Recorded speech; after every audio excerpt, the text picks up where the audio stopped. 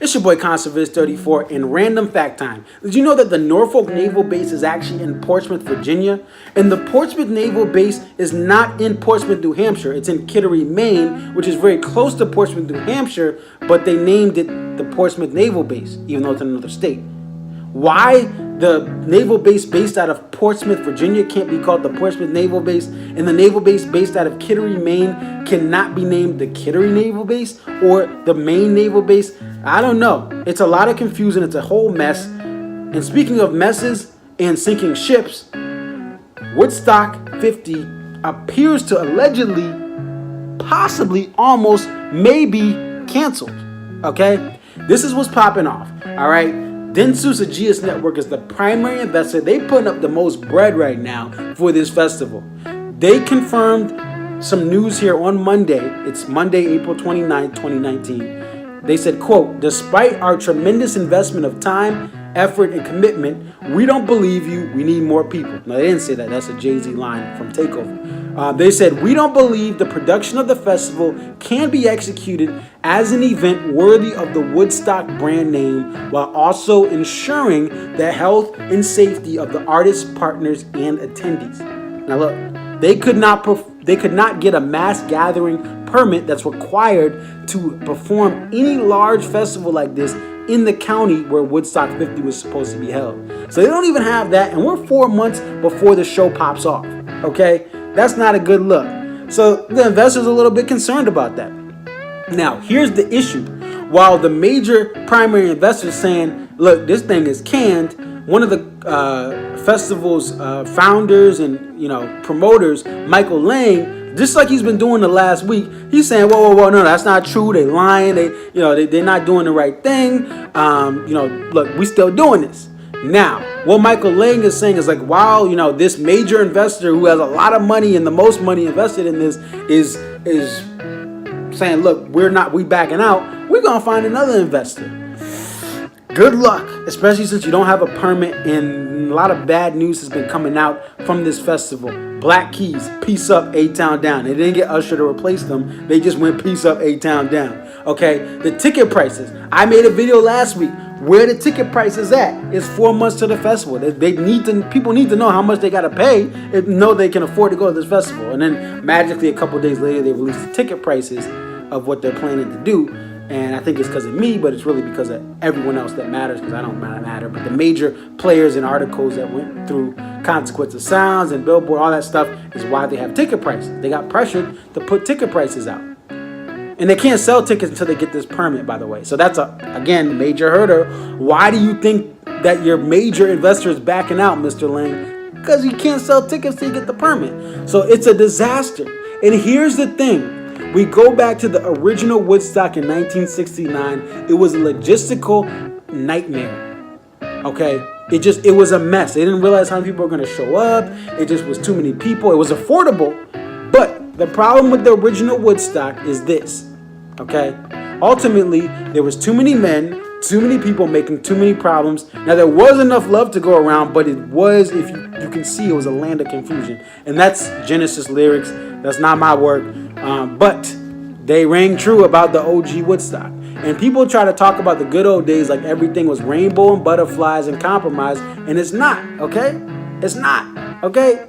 My grandpa told me that. He talks about the Jim Crow South and how people got killed for no reason, how people went missing for no reason, how he didn't even get paid because he was black for a couple months, and that's why he came up to Connecticut, and that's why I'm here, because my parents met at UMass, when my mom went to school up in Mass where my dad lived. Anyway, let's stay focused, okay? The good old days are great in certain aspects, but the old people don't tell you about the bad stuff all the time, except my grandfather, who keeps it 100 about Jim Crow. Anyway, focusing on this, they are trying to replicate the original Woodstock, and replicating the original Woodstock just smells of a disaster. And here's the worst thing. The original Woodstock at least had a focus. The OG Woodstock said this is going to be a rock-based concert. We're going to have some longer jam bands, some rock bands who kind of get in, get out, 3-minute songs. We're going to have some Janis Joplin and Jimi Hendrix, and we're going to do the darn thing. And they did it, but again, at least they had a focus. This festival, Woodstock 50, tried to go all out to be appealing to everybody. Everybody love you. Get a set. You get a headliner. You get a headline set. So you have Imagine Dragons and Miley Cyrus and Dead and Company and Santana and Hovey Hove Jay-Z. And I love Jay-Z and I love Santana and I love Dead and Company, but I don't like Imagine Dragons. Fans were turned off by this festival because you're supposed to invest in a 3-day pass, and for 4 or 5 albums, you got to sit through Miley Cyrus and Halsey and Imagine Dragons. When you're a fan of jam bands, Shreki? Like, that's the thing that people were like, no, I'm not going to this festival when I have to sit through all these artists that I don't really want to see. Now, yes, Coachella works like that. Lollapalooza looks like that too. It's very diverse. But those are unicorn festivals. When this is the first year of a festival and you're going all out and the main names are from a bunch of different genres and you don't have any clout, any buildup of previous festivals, that's a problem. And that's exactly what happened here. I've seen so many comments. I've talked to so many people that said, look, the lineup sucks. I'm not going because the lineup sucks. And the reason people thought the lineup sucks is because they like a certain genre. They could go a little bit of rap, a little bit of R&B, a little bit of pop, but not all the way Miley Cyrus, where they're the headliner. Imagine Dragons is boom. They're up at the top of the thing too. So, nothing wrong with Imagine Dragons, but not my type of rock and roll. Except Radioactive is a pretty dope song to run up a hill to, which I've done a couple times in my hill training for jogging.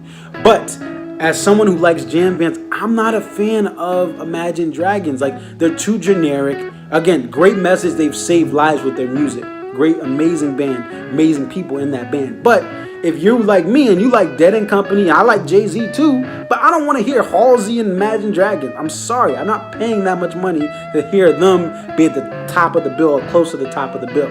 So they lost a lot of people for that. Now, yes, they gained a lot of fans. What people want to say about Miley Cyrus, she is bringing fans to Woodstock. But the problem is, when you get these pop acts like Halsey and Miley Cyrus, you got to pay them. You got to put the bread up because they have big followings on social media. People want to be in the same area more than they do for Tedeschi Trucks and that's not no offense to Tedeschi Trucks, but they don't have the social media following of a Kylie Jenner or Halsey or Miley Cyrus. So you have to pay more for them, but they're going to bring more people, but you have to pay them. And that's the biggest thing about this. The financing was going to be extremely tough for this. You're having all these big acts. It's your first year of some sort of festival like this, and you got to pay everyone off. They were missing payments. Allegedly, the money wasn't being transferred right. And that was a concern from the rip for certain people that were part of that process of getting their artists booked for this. So they said the money wasn't always flowing. And festivals are not easy because you have to finance them, and people make money off of live shows now. Back when Woodstock 69 happened, people weren't looking to get the bag. They were trying to perform and have fun and get a little bit of money. Now, yeah, the headliners got some good paper for back then, but the people that were starting off that day, they wasn't getting that much money. Literally, look at the set list. Look, you can look it up, the prices people were paid to perform, or the alleged prices. They didn't make that much, but more money, more problems. And festivals now, especially on the big scale, is more money, okay? And the other thing that's interesting is Firefest documentaries that have come out in the last year have made it so that when these things were failing with this festival, people were paying attention because of the Firefest phenomenon. We want to see another festival go literally up in flames, up in smoke. And every article that's come out about Woodstock 50, I've seen reaction to kind of point to Firefest, especially when they didn't announce the ticket prices on time on Earth Day. They didn't release tickets on sale on Earth Day. And then especially today, when we're looking at what may be a canceled event, a lot of Firefest memes and a lot of different things. So this is a bigger under the microscope news story because of the Firefest documentaries. Now, I'll say this was not Firefest at all. Number one, they did not sell tickets, okay? Firefest, they sold tickets. They sold literally cabanas and different experiences, yacht experiences, and people didn't get it. They sold food packages and people got a cheese sandwich, So they didn't sell living quarters or living facilities or rentals or hotels, and they didn't sell tickets. So no one put money down as a fan for this festival. Now the promoters, they probably gonna lose some money, or whoever's doing this, some money's being lost at some point. But the people, the average citizens, the average Joes, whether rich or poor, they didn't put any of their money up. And also, it's still months away from these events. Okay, Firefest fell apart at the first night. Okay, no one was shipped out to upstate New York. No one drove or flew out to this event. You can cancel this. You can reinvest your airline miles or something else. You have 4 months. So that's the other thing. It is not Firefest because of those factors. Things are being unraveled a lot earlier in the process, and instead of waiting it out and promoting it, it looks like this thing may be canceled, or at least there's a legal fight that's going to go on, making people concerned to not invest their money should things go on sale, because you need to make sure things are set. So if you buy a ticket, if they do put tickets on sale, if the permit gets approved so they can sell tickets and they can have the mass gathering permit, you at least know there's some risk there. Okay. Now, here's the thing that we should learn. Niche festivals are the way to go. You look at the lock-ins. Shout out to David Frey. He is that dude for lock-in. There's these niche festivals that have their focus, and things are slowly built. Frey built this in 2013, and it's growing. Start yourself out with a genre or a vibe or a movement and slowly build up. Don't just say, boom, Woodstock 50, boom, you get Jay-Z and Halsey and Imagine Dragons and Dead and Company and Santana. Not Joel Santana, Carlos Santana.